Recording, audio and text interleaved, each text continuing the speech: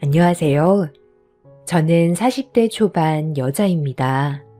어쩌다 보니 제가 이곳에 사연을 신청하게 되는 날도 오네요. 결혼을 한 지 5년 만에 이혼을 했어요. 그동안 크고 작은 일들이 있었지만 사회생활이라는 이유 하나만으로 지금까지 이해하면서 살아왔었지만 이번만큼은 도저히 용서를 할 수가 없었습니다. 남편의 직업은 정형외과 의사로 남들에게는 존경받는 대상이자 언제나 한결같이 자상한 사람으로 각인이 되어 있습니다. 하지만 제가 알고 있는 남편의 모습은 정반대되는 사람이었어요. 처음부터 그런 건 아니었지만 저에게 익숙해져서 그런 건지 어느 순간부터 함부로 대하기 시작했어요. 언제나 버릇처럼 아무렇지도 않게 막말을 퍼부었던 그런 남편의 겉과 속이 다른 이중적인 모습이 싫어서 이혼까지도 생각을 했었지만 쉽게 결정을 내리지 못했던 이유는 뱃속에 있던 아이 때문이었어요. 임신을 하기 전에 미리 남편의 성격을 알았더라면 뒤도 안 돌아보고 바로 이혼을 결정했었겠죠. 임신 전에는 그래도 남편과의 관계가 그렇게 나쁜 편은 아니었지만 임신 초기부터 시작된 입덧과 집안 관리를 못한다는 문제들로 인해 스트레스를 받아 하더니 임신하는 기간 내내 저에게 평생 지울 수 없는 상처의 기억을 남겨주었어요. 그리고 이런 부부관계가 출산 이후에도 계속 이어졌고 남편과의 갈등 때문에 이런 결혼 생활을 계속해서 유지해야 하나 싶었어요. 사는 게 힘들어 그만 포기하고 싶어도 아이가 눈에 밟혀 참고 또 참아가면서 최대한 좋게 풀어가려고 정말 많은 노력을 했는데도 좀처럼 관계 회복이 되지 않게 되자 힘겹게 버티며 살아가던 결혼 생활 5년 만에 제 입에서 이혼이라는 말이 입 밖으로 나왔습니다. 그런데 저는 정말 심각하게 얘기하고 있는데도 남편은 조금의 미묘한 감정도 변하지 않았어요. 오히려 더 큰 목소리로 저에게 막말을 퍼부었고 그동안 잘 먹고 잘 살게 해줬는데 감사함을 모른다면서 오히려 이혼이라는 단어를 먼저 꺼냈다는 거에 분노를 터뜨렸어요. 자기 잘못을 되돌아보기는커녕 오히려 제 탓으로 돌리고 있었습니다. 당신은 내가 뭘 그렇게 잘못을 했다고 결혼하는 내내 나한테 상처만 주는 거야. 나는 지금까지 최선을 다하며 살아왔었어. 그런데 이게 왜 내 탓이야? 당신이 원해서 아이를 가지게 된 거고 임신하는 기간 동안 힘들게 입덧하면서 내 몸 하나 버티기 힘든데도 당신 퇴근하면 밥 한 끼 제대로 차려주고 싶어서 움직이기 힘든 몸 겨우 일으켜 집 앞에서 대령했어. 내 지인들이 뭐라고 하는 줄 알아? 임신하는 기간에 입덧했을 때 냉장고 문 여는 것조차 곤욕이라 집에서 음식은 아예 만들어 먹을 수가 없어서 남편들이 집 밖에서 밥 먹고 들어온다는데 당신은 그런 거 하나 배려해주지 않았잖아. 밖에서 힘들게 일하고 들어왔는데 입덧하는 거나 봐야 하고 그것도 모자라 끼니도 제대로 얻어먹지 못한다면서 오히려 나한테 상처되는 막말을 아무렇지 않게 뱉어댔잖아. 그럼 내가 내 집에 들어와서까지 눈치 보면서 밖에서 밥까지 먹고 와야 했다는 거야? 나는 그런 대접받으려고 당신과 결혼한 거 아니거든? 내 결혼 생활은 당신이 임신했어도 항상 밝은 모습을 원했었고 입덧을 했어도 내 앞에서는 언제나 한결같은 모습으로 나를 맞아주는 그런 것들을 상상하면서 결혼 생활을 꿈꿔왔었어. 밖에서도 하루 온종일 병자들 보고 집에 들어왔는데 집에서까지 변기통 붙잡고 오바이트 하면서 단정치 못한 모습으로 화장까지 안 한 그런 모습을 내가 왜 봐야 했냐는 거야. 어느 정도 눈치를 줬으면 저가에 가 있던가. 굳이 버티고 서 있어서 사람 힘들게 만들었어야 했어? 융통성 없는 당신 때문에 내가 임신하는 기간 내내 얼마나 힘들었었는데. 그리고 집에서 육아 말고 하는 것도 없으면서 뭐가 그리 힘들다고 맨날 불만투성이야? 밖에서 환자 한번 상대해 볼래? 놓친 애들 한번 들어오면 말귀도 못 알아먹어서 하는 얘기 또 반복하고 무슨 질문은 또 그리 많은지 별것도 아닌 질병에 엄살도 엄청 많아서 노인네 한번 들어왔다 나가면 내가 진이 다 빠질 정도라고. 약이라도 처방해 주는 대로 먹으면 좀 좋아? 그 약은 무슨 약인지 물어보고 위장장애 있다면서 사람 미쳐버리게 만드는데 그런 노인네 환자들 받고 싶지 않은 내 입장 당신이 아냐고. 그렇게 힘든 하루를 보내고 집에 들어왔는데 당신이 오바이트 하고 있어봐. 그 모습을 보면 내가 병원에서 퇴근을 한 건지 헷갈릴 정도로 일의 연장선이 된 기분이야. 임신 그거 남들 다 아는 거 가지고 엄청 호들갑 떨고 내가 변했다는 둥 쓸데없는 말로 사람 미쳐버리게 만들었으면 이제는 이혼하자고 먹여주고 재워주고 했더니 감사한 줄 모르는 거지. 나랑 이혼할 생각이면 냉전 한 푼 받지 않고 너 혼자 맨몸으로 나가. 그럼 받아줄게. 그게 아니라면 그냥 입 다물고 애나 보면서 집안일이나 하고 살아. 네가 해야 될 일도 귀찮아하면 되겠어? 잘난 남편과 결혼 생활하는 게 쉬운 줄 알았냐고. 다른 집안 마누라들은 의사 남편 얻었다고 하면 간이며 슬기며 다 빼줄 정도로 내조를 해주는데 당신이 나랑 결혼해서 그동안 해준 게 뭐야? 기본적으로 해야 되는 가사일 말고 나한테 개인적으로 해준 게 뭐냐고. 애 본다는 핑계로 지금까지 아무것도 한 게 없잖아. 그동안 노력한 거에 대해서는 전혀 고맙게 생각하지 않는 그런 남편한테 너무 서운해 그날 정말 많은 눈물을 흘렸어요. 이제 막 4살밖에 안 된 제 아이가 무슨 잘못이고 이런 불행한 삶을 남편 때문에 저와 제 아들이 겪어야 하는 건지 이해가 되지 않았어요. 집안의 가장이라면서 본인이 꾸린 가정에 대한 책임감보다 자신을 한탄하기만 하면서 열심히 살려고 하는 저에게 온갖 막말을 쏟아내는 남편이 너무 싫게 다가왔었고 이혼을 해야겠다는 마음이 더욱더 확고해졌었어요. 제가 이혼을 결정하게 된 순간부터 확고하게 의사표현을 하기 시작하면서부터 남편의 행동에도 더 많은 변화가 찾아왔습니다. 저에게 금전적인 지원을 일절 해주지 않았어요. 앞으로 저 혼자 벌어먹고 살라면서 냉전 한 푼 주지 않았습니다. 제가 배가 불렀다며 삶에 궁핍해져 봐야 남편에 대한 소중함을 알 거라고 되려 저에게 더 큰 상처를 주었어요. 그런 남편이 너무 실망스러워 일절 손을 벌리지 않고 저 혼자 생활비를 벌었어요. 남편 없이도 잘 살아갈 수 있다는 걸 보여주고 싶었고 남편이 유치하게 나오는 만큼 저 또한 더 이상 좋게 대해줄 수 있는 사람이 아니라 판단해 집안일도 저와 제 아이 것만 하면서 남편과 관련이 있는 건 일절 손도 안 대고 관심조차 가지지 않았어요.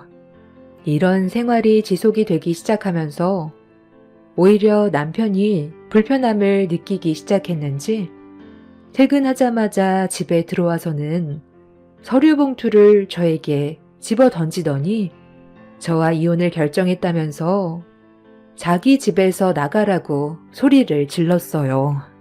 그리고 집에 있던 물건들을 전부 다 때려 부수기 시작했죠. 방 안에서 아이가 자고 있다가 놀랐는지 울기 시작했고 이중적인 남편과 같이 살다간 더 큰 일을 겪게 될 것 같아 아이와 이혼 서류를 들고 집을 뛰쳐나왔어요. 남편은 조만간 따로 연락을 하겠다면서 그때 이혼 서류 들고 나오라며 제 짐들을 전부 집 밖으로 집어 던져버렸습니다. 남편은 저와 좋은 관계로 풀어나가려는 노력을 하기보단 자신의 삶을 한탄하면서 저와 함께 살아온 세월을 후회했어요. 저와 함께 행복하게 살고 싶다고 했던 남편이 이제는 저를 집 밖으로 내치고 이혼하자면서 서류를 제 얼굴에 던질 정도로 변해버린 모습이 저를 너무 힘들게 만들었어요. 부부로서 함께 살면서 바라는 거라곤 사소한 행복이었지만 그것조차 저희 부부에게는 허용이 되지 않았습니다. 그렇게 제 아이와 친정으로 오게 된 이후 저는 당장 먹고 살아갈 방법부터 찾아야 했어요. 취업을 하기에는 시간이 필요하고 부모님께 손을 벌리는 것도 죄송스러워 대리운전을 이어서 하게 되었습니다. 남편과의 관계가 안 좋다는 걸 부모님께서도 알고 계셨고 남편이 금전적인 지원을 일절 끊어버렸을 때 제 아이를 친정 부모님께 맡기고 잠깐 대리운전을 해본 적이 있었어요. 부모님은 대리운전이 위험할 것 같다면서 금전적인 도움을 주겠다고 했지만 저희 집안 사정 뻔히 알고 있고 부모님 건강도 많이 안 좋으셔서 병원 치료비도 많이 나오시는데 저로 인해 부담을 드리고 싶지 않아 저녁에 대리운전을 배우게 되었습니다. 그래도 낮에는 아이를 돌보고 밤에는 부모님께 아이를 맡겨둔 뒤 대리운전으로도 충분히 생활비를 충당할 수가 있었습니다. 남편은 금전적인 지원을 끊어내면 손을 벌릴 거라고 생각했었지만 제가 대리운전으로 돈을 벌게 될 거라는 걸 전혀 예상하지 못했었는지 자신이 생각한 것과 반대로 흘러가는 바람에 더욱더 남편이 화가 났던 것 같아 보였어요. 그래서 이혼 서류를 집어 던졌고 저를 집 밖으로 내쳤었겠죠. 그렇게 남편과 저는 이혼을 준비하기 위해 며칠 뒤 저녁에 다시 만나게 되었는데 저에게 한다는 말이 위자료를 일체 줄 수 없다는 말을 꺼내길래 너무 황당해 결국 화를 냈었습니다. 이혼 위자료를 줄 수 없다니. 내가 일방적으로 당했는데 그게 지금 할 말이야? 당신 때문에 나랑 이제 4살밖에 안 된 주한이가 얼마나 힘들어졌는지 알아? 그건 내 알 바 아니지. 당신은 그게 문제야. 자기만 손해보고 힘들다고 생각하는 그게 문제라고. 언제까지 남 탓만 하면서 살 건데? 내 입장에 대해서 조금도 생각해주지 않았으면서 지금 사태에 대해 당신은 잘못이 없다고? 아직도 사태 파악이 안 돼? 내가 금전적인 지원을 끊었을 때 당신이 어떻게 행동을 했어야 돼? 어떻게 해서든 나와의 관계를 풀어갈 생각을 해야지. 애를 장모님한테 맡기고 대리운전을 뛰어? 내가 너한테 대리운전하라고 시켰어? 미안하다고 먼저 고개 숙이면서 들어왔으면 내가 이혼 서류 던지는 일도 없었겠지. 무릎 꿇고 싹싹 빌었으면 생활비는 다시 주려고 했었는데 너까지 꽤 나를 이겨먹겠다고 대리운전을 했다는 거에 내가 얼마나 화가 났었는지 알아? 그게 당신 자신만 생각한다는 거야. 만약 내가 아는 사람들이 당신이 대리운전 뛰는 걸 봤다고 생각해봐. 당신이 운전하던 그 차가 내가 알던 지인의 차였다면 나를 어떤 시선으로 볼 것 같아? 그런 건 전혀 생각하지 않고 내가 생활비 끊었다는 거에 화가 나서 운전도 못하는 게 밖에 나가서 대리운전을 해? 그런데도 잘못이 없고 위자료를 달라는 말이 나와? 한 푼도 줄 수 없으니까 꿈도 꾸지 마. 내가 그런 거 생각 안 해봤을 것 같아? 오죽했으면 거동도 불편한 우리 엄마한테 주한이를 맡기고 대리운전까지 했을지 생각은 해봤어?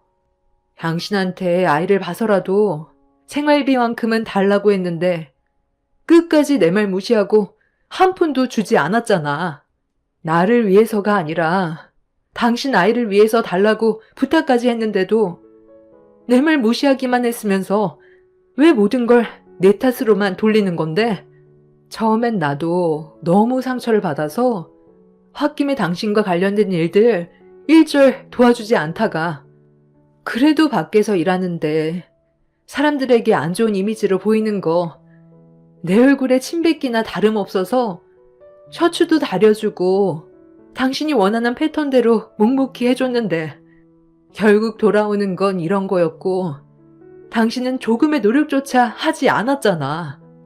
나랑 예전처럼 좋은 관계로 돌아가고 싶은 마음도 없으니까 이혼 서류 던진 거 아니야? 도대체 왜 이렇게까지 하는 건지 정말 모르겠어. 나랑 주한이를 싫어하는 이유가 뭔데? 설마 나 말고 다른 여자 생기기라도 한 거야? 그래서 내가 질린 거니? 임신하기 전에는 우리 관계 좋았었는데 임신하고부터 갑자기 태도가 변하더니 예전으로 돌아오지 않고 있잖아. 당신은 나를 사랑하긴 했던 거야? 나를 위해서 위자료를 달라는 거 아니야. 주한이를 위해서 달라는 거고 당신이 아빠니까 마지막까지 책임을 지라는 거야. 그것만 해주면 원하는 대로 이혼해 줄게. 남편은 제 말을 듣고 있다가 앞에 있던 물컵을 들어 제 얼굴에 뿌려 버렸어요. 카페 안에 있던 많은 사람들이 저와 남편을 보며 웅성거리고 있었고 남편은 저한테 1,000원짜리 한 장 줄 수 없다면서 자리를 박차고 먼저 일어나 카페를 나갔어요. 온몸이 젖어버린 상태로 그 자리에서 오열을 했어요. 한참 동안 자리에서 일어나지 못한 채 눈물을 흘리면서 남편이 얼굴에 뿌린 물을 휴지로 닦고 있는데 시모에게 전화가 왔어요. 남편이 이혼 얘기를 시모에게 꺼냈는지 저희 부부 사이에 금이 갔다는 말을 들었다면서 어떻게 된 영문인지 상황 파악을 해야겠다고 서둘러 시댁으로 오길 원하셨습니다. 더는 남편과 좋은 관계를 유지하기에는 제가 받은 상처가 너무 컸었기 때문에 이혼에 대한 마음이 확고해졌고 시댁에 발을 들였을 때 시부모님께 그동안에 있었던 일에 대해 전부 설명을 드렸습니다. 시부는 둘이 좋아서 결혼하겠다고 할 땐 언제고 이제 와서 이혼이냐며 화를 내셨어요. 저에게 이혼 서류를 던진 남편은 전화기가 꺼져 있었고 시모는 핸드폰을 내려놓으면서 앞으로 어떻게 할 건지 생각을 물어보셨습니다. 당연히 이혼에 대한 얘기를 꺼내면서 아이 문제에 대해서도 설명을 드렸어요. 그러니까 내 아들이 갑자기 변해서 이혼을 결정하기로 했는데 위자료는 주지 못하겠다며 난리를 쳤다고? 아니, 무슨 이유 때문인지 정말 알지 못하는 거야? 네, 정말 모르겠어요. 임신했을 때부터 갑자기 변하기 시작했는데 관계 회복을 해보려고 지금까지 정말 많이 노력했지만 달라지는 건 전혀 없었어요. 이유라도 알면 좋을 텐데 저에 대한 일상적인 불만뿐이지 결정적으로 무엇 때문에 이혼을 하려는 건지에 대해서는 아직까지 속마음을 꺼내놓고 있지 않아요. 에휴, 사람이 갑자기 변했다는 건 뭐겠어? 그놈이 바람을 피우고 있다는 거잖아. 딱 보면 모르겠어. 임신을 했을 때부터 변했다면서. 그럼 그 말이 무슨 뜻이야? 며느리가 임신하는 기간 동안에 밖에서 다른 여자들 끼고 놀았다는 소리잖아. 아무 이유 없이 사람이 변하지는 않거든. 그놈이 만약 바람을 피우고 있다면 내가 가만두지 않으마. 자식 새끼까지 만들어 놓고 다른 여자와 놀아나고 있어? 그놈 뒷조사 좀 해봐야겠다. 내 자식이라도 잘못된 건 바로 잡아야지. 아유, 당신은 제발 가만히 좀 있어. 혼자서 푹 치고 장구치고 다 하고 있네. 내 아들이 바람을 피웠다면 며느리가 몰랐겠소? 남자들은 칠칠 맞아서 증거물들을 흘리고 다닌다는 거 누구보다 당신이 더 잘 알 텐데. 나 몰래 바람 피우다가 걸린 게 몇 번째인지 당신도 알지?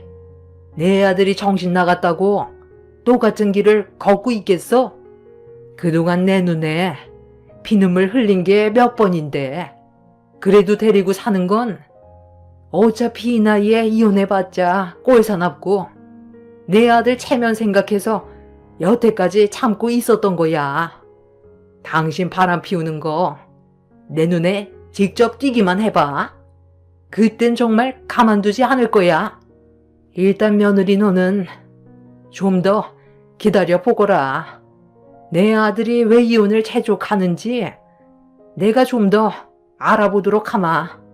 서로 각자의 길을 가게 된다면 우리 손자 앞날이 걱정돼서 내 품 안에 키우고 싶지만 그건 네가 원하지 않을 테니 위자료는 섭섭지 않게 챙겨주도록 할 테니 너무 걱정하지 말고 일단 좀 기다려봐라. 나도 너무 갑작스럽게 통보를 받아서 처음엔 내가 잘못 들었나 했는데 이렇게까지 너희들이 심각해져 있을지 정말 몰랐다. 그래도 시부모님이 남편의 편이 아닌 제 편에 서줬다는 것만도 마음의 위로를 많이 받을 수 있었어요.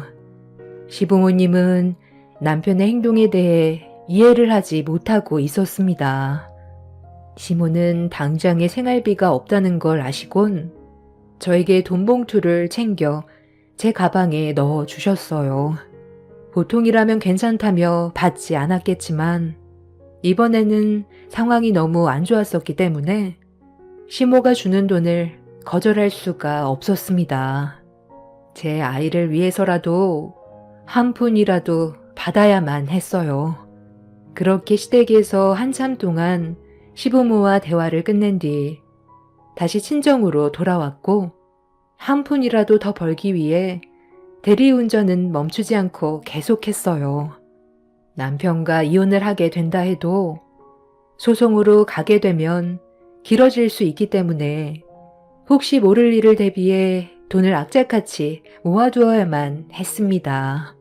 그렇게 남편과 연락 끊고 지낸 지 일주일 정도 지났을 때 생전 전화 한 통 없더니 늦은 저녁 할 말이 있다면서 갑자기 전화를 했어요. 저와 이혼 문제로 심각하게 의논해야 될 일이 있다면서 남편이 문자로 찍어준 곳으로 와달라고 하길래 하루빨리 정리하는 게 좋을 것 같아 약속 장소로 나가게 되었습니다. 그렇게 도착한 뒤 남편한테 전화를 했는데 남편이 술이 꽤 취해서는 술집에서 걸어 나오고 있더라고요. 그리고 뒤이어 몇 명의 남자들이 남편의 뒤를 따라 제 앞으로 걸어왔어요. 그 모습을 보면서 상황 파악을 하고 있는데 남편이 대학 동문 모임이라면서 친구들과 어깨동무를 하더니 저를 손으로 가리키면서 아직 법적으로 아내인 저에게 자기가 쿨한 대리운전기사라며 저에게 차키를 던졌어요. 분명 할 말이 있다고 해서 불러놓고 아내를 대리운전기사라며 소개한 남편의 행동에 화가 치밀어 올랐습니다. 내가 너랑 무슨 말을 더 하겠어? 대리비라도 아끼려고 너를 부른 건데 불만 있어? 우리 아직 법적으로 부부니까 이런 걸로 대리비 줄일 필요도 없잖아. 지금 나랑 뭐 하자는 거야? 우리 관계에 대해서 진지하게 할 말이 있다며 일주일 만에 연락해놓고 대리비 아끼려고 나를 부른 거라고? 그러니까 그 말은 나랑 할 말도 없는데 거짓말로 나를 여기까지 불렀다는 거네? 그것도 대학 동문 모임 자리에서 아직 법적으로 아내인 나를 대리기사라고 소개를 해? 우리가 부부야? 너만 그렇게 생각하는 거지. 나는 지금까지 그렇게 생각해 본 적 단 한 번도 없었는데? 너는 그냥 우리 집 식모일 뿐이지. 내 아내는 아니지. 야, 너 술 너무 많이 마신 거 아니야? 아, 그만 좀 해라. 그래도 네가 불러서 여기까지 나왔는데 좋게 하고 들어가야지. 그럼 먼저 들어가라. 나중에 연락하고. 아니, 무슨 일인데 그래? 쟤는 왜 또 소리를 지르는 거야? 무슨 일이라도 생긴 거야? 지금 애들이 2차 가자는데 당신도 같이 갈 거지? 너는 집에 들어갈 거야? 아, 아내분께서 여기까지 데리러 오신 것 같은데 너 정말 잘해야 되겠다. 술 먹고 집에 들어가는데 누가 좋아하겠어. 그런데 데리러 와주기까지 했잖아. 그런데 저분 얼굴이 낯이 익은데 어디서 자주 본 것 같은 얼굴 아닌가? 저기 혹시 저희 구면인가요? 제가 예전에 하도 바빠서 결혼식 참석은 못했었거든요. 저는 남편의 친구분의 말을 듣고 얼굴을 유심히 바라보고 있는데 확실히 어디서 자주 본 것 같은 느낌이 들었어요. 그런데 남편 친구분들 사이로 동문끼리 결혼한 부부팀들이 하나같이 팔짱을 끼는 순간 저는 그 장면을 보자마자 최근에 대리운전을 했을 때의 기억이 번쩍 떠올랐고 눈앞에 펼쳐진 4명의 남편 친구분들이 술집에서 여자를 한 명씩 끼고 나와 차에 올라탔던 게 기억이 났었습니다. 그때의 일이 생생하게 떠올랐던 건 한 남자분 차가 카니발이었는데 한꺼번에 4명의 남자와 4명의 여자가 차에 올라탔고 그중 한 남자가 저에게 쪽지 하나를 건네줬었거든요. 주소가 적힌 쪽지를 내비에 찍고 도착을 했는데 그곳은 호텔이었어요. 그 사람들이 어떻게 살던 그건 상관이 없었지만 눈앞에 펼쳐진 남편 친구분들 사이에 팔짱을 끼고 있던 건 그때 그 여자들이 아닌 아내분들이었습니다. 그 여자들은 그런 사실을 전혀 알지 못하는 듯한 얼굴로 동창들끼리 2차까지 가기로 했다면서 상당히 들떠있는 모습을 볼 수 있었어요. 4명의 남자들은 동문 여자와 결혼을 해서 가정을 꾸린 사람들이었는데 그때 제가 봤던 건 다른 여자들과 호텔에 들어가는 모습을 봤었죠. 그때의 기억이 떠오르게 되자 너무 놀란 나머지 딸꾹질까지 하게 되었고 4명의 남편 친구분들을 보면서 당황해하고 있는데 도둑이 제발 저린다고 그중 한 명이 갑자기 저에게 따로 할 말이 있다면서 한쪽 구석으로 불렀어요. 그리곤 저에게 정말 어이없는 행동을 하더군요. 지갑에서 10만 원짜리 수표 5장을 건네줬습니다. 지금 뭐 하시는 거예요? 왜 저한테 이 돈을 주시는 거죠? 설마 지금 그때의 일들에 대해 눈 감아달라고 이러시는 거예요? 이 돈 받고 입 다물라는 거네요? 저기 재수씨, 세상에 몰라 뵀습니다. 그게 아니라요. 지금 동문 모임에 왔고 한창 분위기 좋은데 재수씨가 입 한번 잘못 놀렸다간 우리 모두 모가지라고요. 모르시는 거 아니잖아요. 이 비밀 지켜주신다면 제가 비밀 하나 알려드릴게요. 두 분 이혼한다면서요. 벌써 어떤 상황인지 전부 다 들었어요. 지금 제 아내가 임신 7주 차거든요. 둘째 임신 중이라 안정을 취해야 될 시점인데 여기서 문제가 터지면 유산을 하게 될 수도 있는 거잖아요. 어차피 재수씨 집안은 무너졌는데 저희 가정은 지금 정말 잘 지내고 있거든요. 이거 받으세요. 저번에 친구 부탁으로 한번 가봤는데 여기 가보시면 그동안 몰랐던 사실을 알게 될 거예요. 저 정말 큰 비밀 하나 알려드리는 거예요. 제 인생이 무너져 내리는 거 원치 않거든요. 재수 씨가 우리 가족을 건드릴 이유는 없잖아요. 저는 지금 재수 씨한테 법적으로 유리할 수 있게 도와주는 거라고요. 저는 제 가족을 지키고 싶거든요. 그때의 일은 실수였고, 재수 씨는 그냥 대리운전을 하러 나온 거잖아요. 그러니 더는 아무 말도 하지 마세요. 남편 친구는 지갑에 있던 쪽지 하나를 저에게 건네줬어요.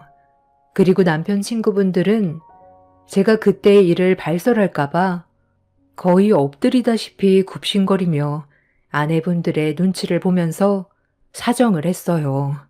그렇게 서둘러 자리를 피했고 남편과 저는 그 자리에 단둘이 남아 있었죠. 남편은 집까지 운전해달라고 했지만 제 기분으로 남편과 한 차에 타고 싶지 않아 거절을 했어요. 남편은 저에게 화를 내더니 대리운전을 따로 불러 집으로 돌아갔고 저는 택시를 잡아 남편 친구분이 건네준 쪽지에 적힌 주소로 향해 움직였습니다. 그렇게 한참을 달려 도착을 하니 주택마을에 도착을 했어요. 꽤 큰 집이었고 주소가 일치하는 집을 바라보고 있는데 잠시 뒤 멀리에서 차 한 대가 가까이 오길래 몸을 급하게 숨겼습니다. 그런데 충격적이게도 그 차는 남편의 차였어요. 운전석에서 대리운전기사가 내렸고 뒷자리에서 남편이 비틀거리며 차에서 내렸습니다. 온몸에 식은땀과 소름이 돋기 시작하는데 차가 오는 소리에 거실불이 켜지더니 현관문을 열고 달려나온 한 여자가 남편에게 안겼습니다. 전혀 알지 못했던 상황을 두 눈으로 목격하게 된 터라 몸이 부들부들 떨리고 있었어요. 그런데 남편이 그 여자에게 애들은 자고 있냐며 건네는 한마디에 이성을 잃어버리게 되었고 남편과 그 여자의 머리채를 잡아 집 안으로 밀고 들어갔어요. 여자는 갑작스런 상황에 놀랐는지 비명을 지르자 한쪽 방에서 아이들의 울음소리가 들려왔습니다.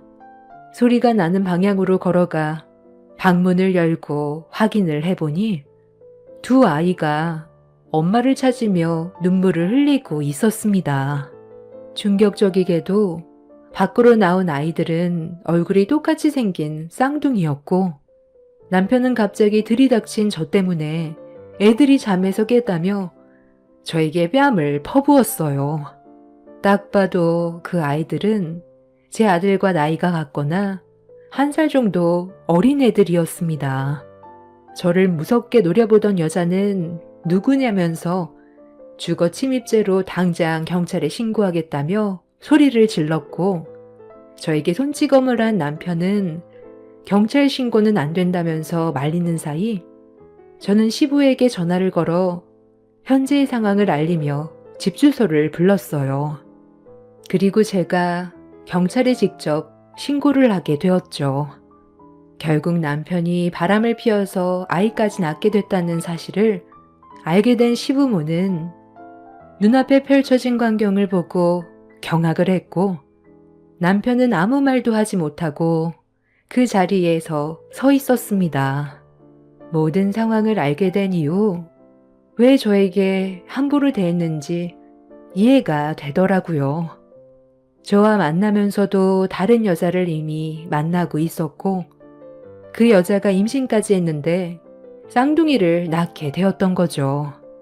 남편에겐 본처의 자식보다 쌍둥이의 아이가 더 마음에 끌렸던 거고 시간이 지날수록 이중생활이 힘들어지자 저를 함부로 대하면서 이혼을 부추겼던 거였어요. 저는 남편과 상간녀를 상대로 소송을 제기했고 남편은 제 얼굴에 손을 올린 행동에 대해서 추가적인 법적 처벌까지 받아야만 하는 심각한 상황까지 오게 되었고 지금 현재 남편과 저는 이 문제로 법적 소송을 진행하고 있는 중입니다. 그런데 얼마 전에 남편이 자신의 아이라고 확신하고 있던 그 쌍둥이의 자식이 남편의 친자가 아니라는 사실이 밝혀졌어요. 일이 커지게 되자 상간녀가 남편의 아이가 아니라고 실토를 하게 되었고, 이 사실을 알게 된 남편은 엄청난 충격을 받은 상황입니다. 어떤 남자의 자식인지도 모르는 아이를 지극정성 키우면서 본초의 친자식은 쓰레기 버리듯 내친 남편이 이제 와서 용서를 구하네요. 그런 모습이 저를 더욱더 질려버리게 만들더군요. 절대 상종하지 않을 생각이고 이대로 법적 처벌 진행할 겁니다. 시부모님께서도 남편을 한 번만 용서해달라고 했지만 이미 제가 받은 상처가 너무 커서 그렇게는 안 될 것 같아요. 받은 만큼 돌려줄 거고 자기가 한 행동들에 대해 얼마나 많은 대가가 따르는지 후회하게 만들 겁니다. 결혼 5년 차에 이런 일이 생겼다는 게 너무 마음이 아프네요. 앞으로 저와 제 아이가 이 험한 세상을 잘 헤쳐나갈 수 있게 많은 분들의 응원 부탁드릴게요. 제 인생에 2번 다시 기억하고 싶지 않았던 사연이었습니다. 감사합니다.